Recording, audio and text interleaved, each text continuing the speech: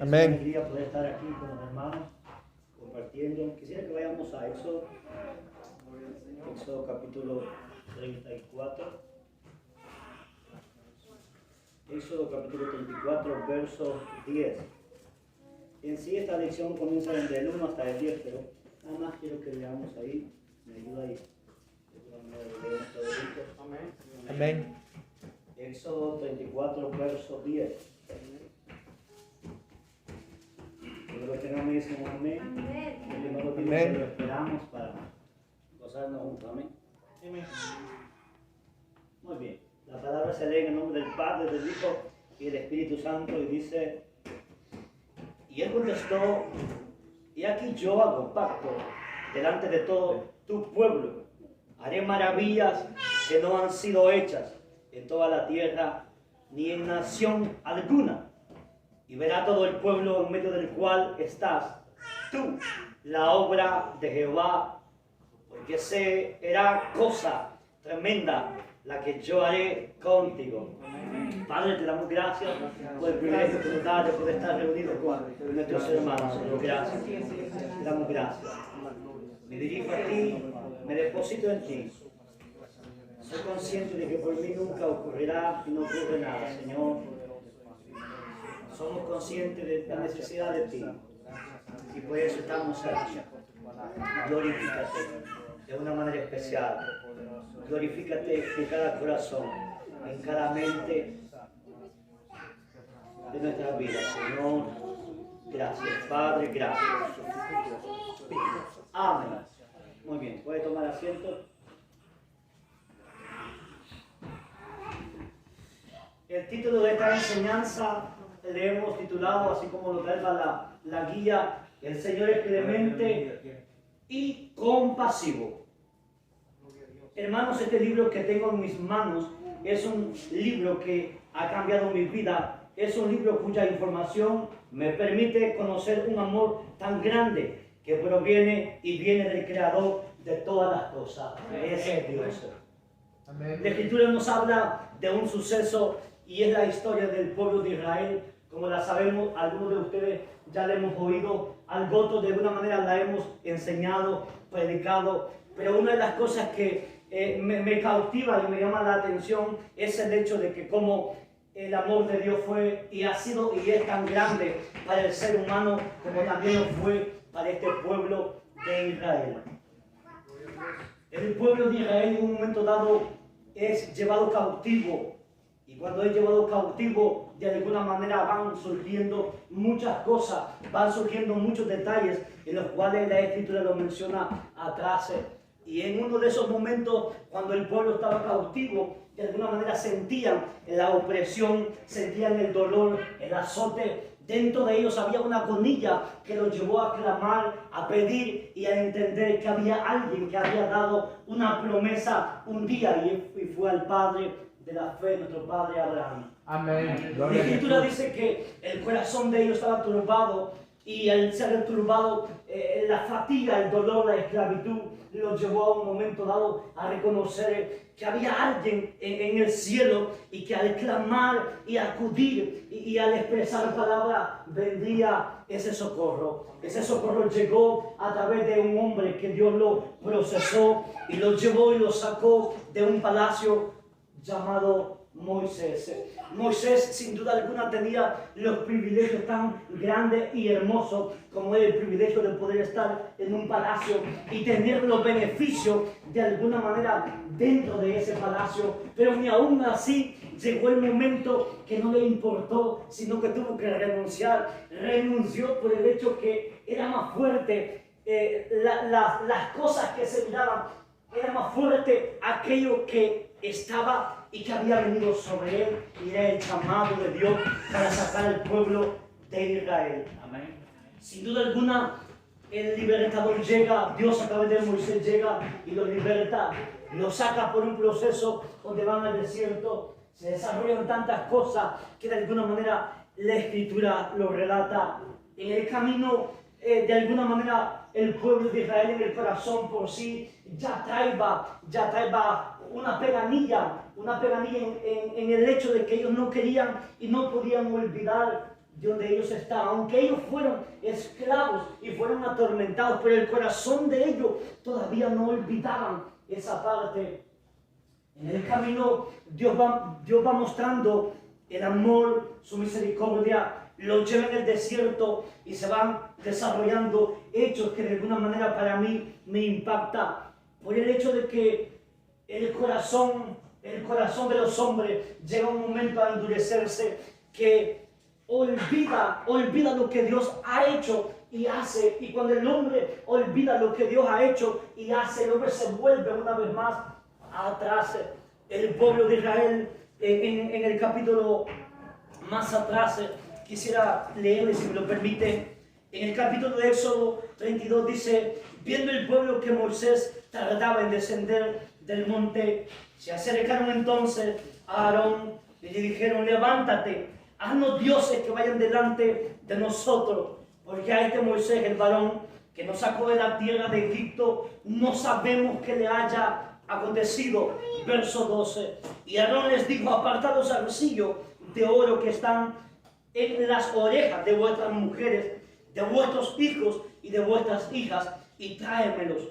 Entonces, verso 3, entonces todo el pueblo apartó los arcillos de oro que tenían en sus orejas y los trajeron a Aarón. Aquí hay un suceso que para mí me llama tanto la atención por el hecho de que el pueblo de Israel ya había visto tantas cosas que Dios había mostrado para con ellos. Había hecho descender manales, había proveído alimentos en el desierto, en el camino. Pero hay un momento donde el hombre de Dios, Jehová en aquel entonces, era el Señor mismo, lo llamó a que Moisés tendría que subir al monte, a la montaña, porque de esa manera Dios le daría lo que son los mandamientos. Y de alguna manera Moisés sube, y al subir Moisés, la escritura en realidad nos llama tanto la atención, me llama tanto la atención el hecho de que Dios llama a un líder que él había escogido para a través de ese líder traerle instrucciones al pueblo. Hay un momento que el pueblo se desespera porque ya han pasado los días, las noches.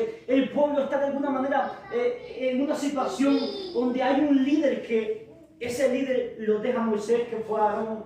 Pero de alguna manera el corazón de Aarón fue movido, porque cuando el pueblo viene a Aarón y le dice que Moisés ahora no viene, y que de alguna manera ellos se desesperan porque ellos piensan que Moisés de alguna manera le ha sucedido o le ha ocurrido algo. Llegan a Aarón y le dicen que era un Dios. Se imagina en los mandamientos, claramente dice la escritura que es prohibido poder adorar a un Dios que no va de acuerdo a lo establecido por Dios.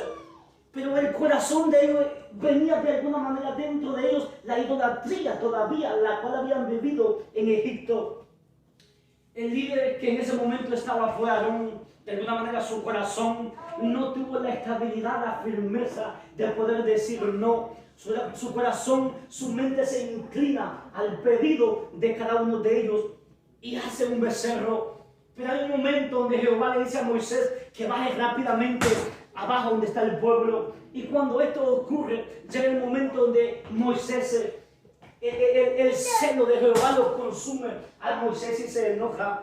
Hay un momento donde de alguna manera Moisés tiene y determina la decisión y le dicen al pueblo qué es lo que han hecho ahora. El que está con Jehová, que se han a un lado conmigo, y los que no están, que se han a un lado. Miren qué tremendo era que de alguna manera este hombre, en el corazón de él había un amor, porque él había visto al pueblo caminar, había sufrido junto con el pueblo, había visto al pueblo de alguna manera disfrutar de la bendición de Dios. En su corazón era tan difícil poder determinar esta decisión, pero había que tomarla, porque así el pueblo se daría cuenta que él era un líder que Dios había escogido, y que este hombre llamado por Dios sabía que Dios no estaba de acuerdo a lo que ellos habían hecho cuando él no estaba. Amén. La escritura de alguna manera nos dice que él ahora tiene que tomar la decisión y apartar a los que están con Jehová y apartar a aquellos que no estaban de acuerdo. La escritura habla que eso fue caótico, eso fue muy difícil. ¿Por qué?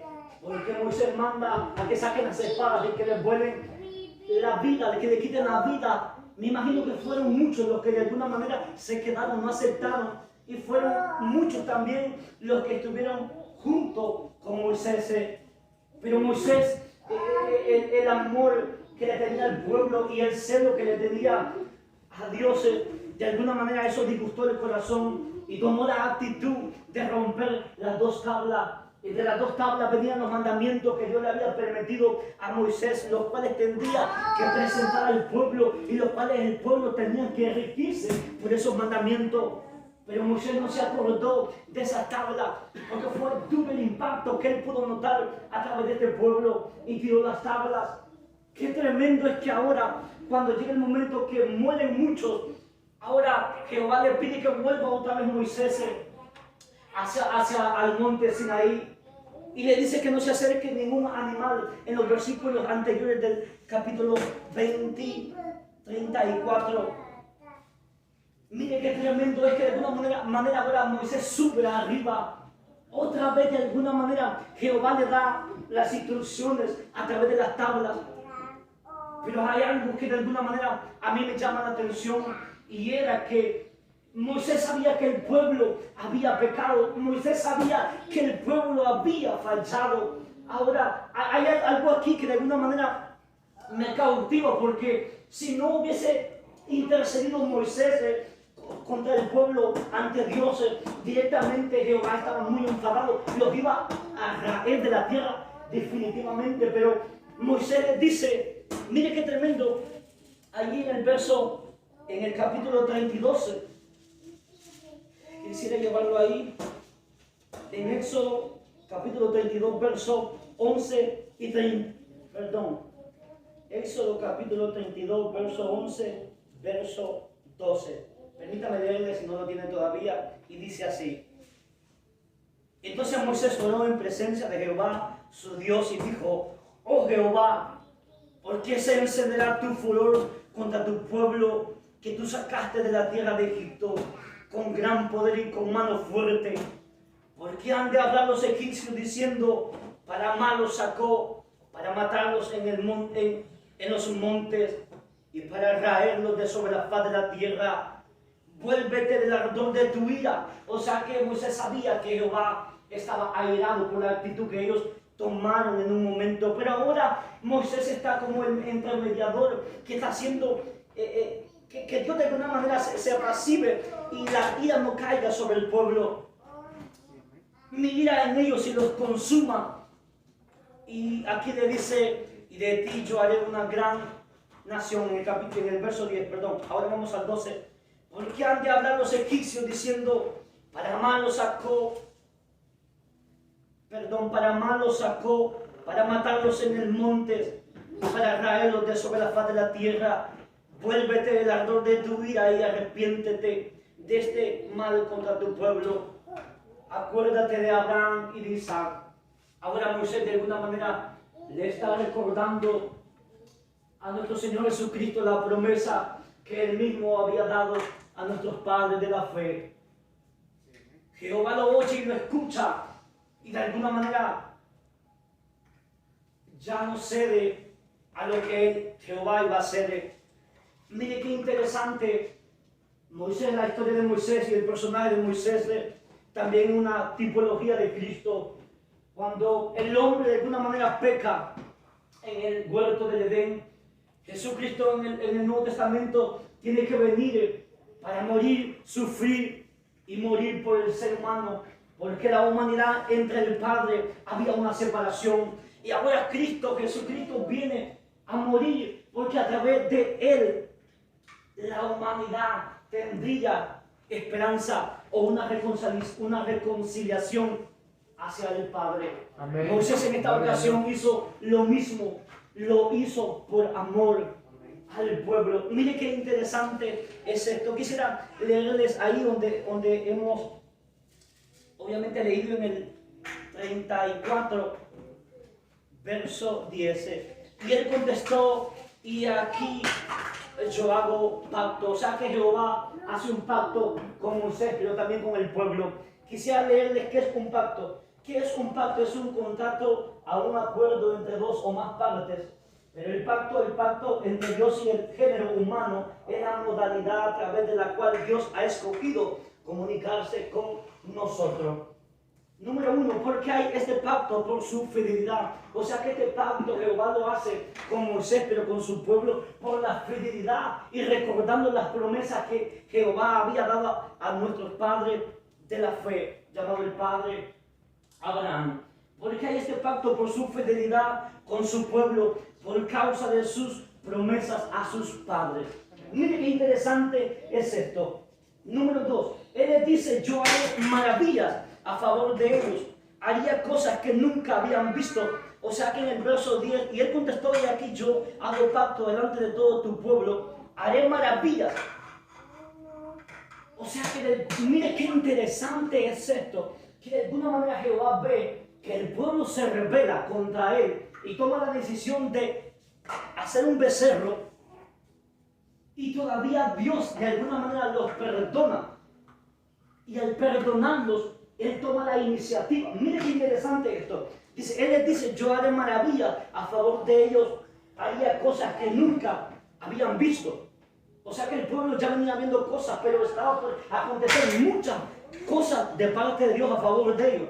Amén. Porque aún un pueblo que se fueron rápido a la idolatría. El pueblo se fue rápido a la idolatría del becerro, como le mencionaba en el verso capítulo atrás. De un becerro les expresa, yo haré un pacto. Mire qué interesante es esto. Punto número 4 dice, solo el amor y la misericordia lo puede hacer. Amén. O sea que tenemos a un Dios tan grande, lleno de misericordia, que está viendo y está notando que el pueblo se rebela contra Él, pero ni aún así los perdona y les muestra otra vez el pacto. Aleluya. Nosotros un día así estábamos, perdidos, estábamos sin esperanza. Muchas veces Dios ocupaba los medios para comunicarnos el plan de salvación, pero Amén. no queríamos.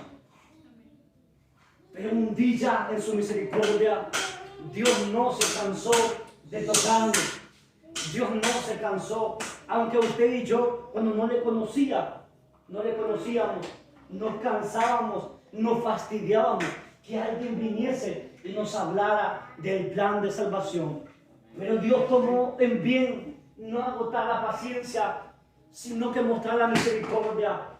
Uno de los atributos más fuertes y más grandes de Dios para con el ser humano es la misericordia.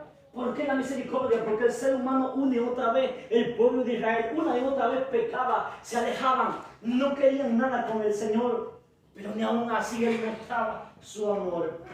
La Escritura dice que Dios hace salir el sol para los justos y los injustos, para los injustos y los justos. El amor de Dios es tan grande para la raza humana.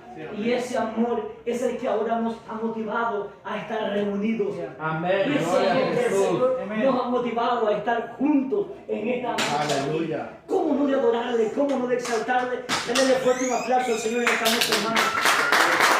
Aleluya. Mire qué lindo es Dios. Gloria a Jesús. Solo el amor y la misericordia lo puede hacer. Punto número 5. ¿Quién toma la iniciativa de mostrar ese pacto? Ese fue Dios. Porque no hay corazón y no hay actitud más amorosa como la del Creador. Él mostró su amor para con el ser humano, aunque y yendo a la cruz le abofetearon, le escupieron y le hicieron cuantas cosas.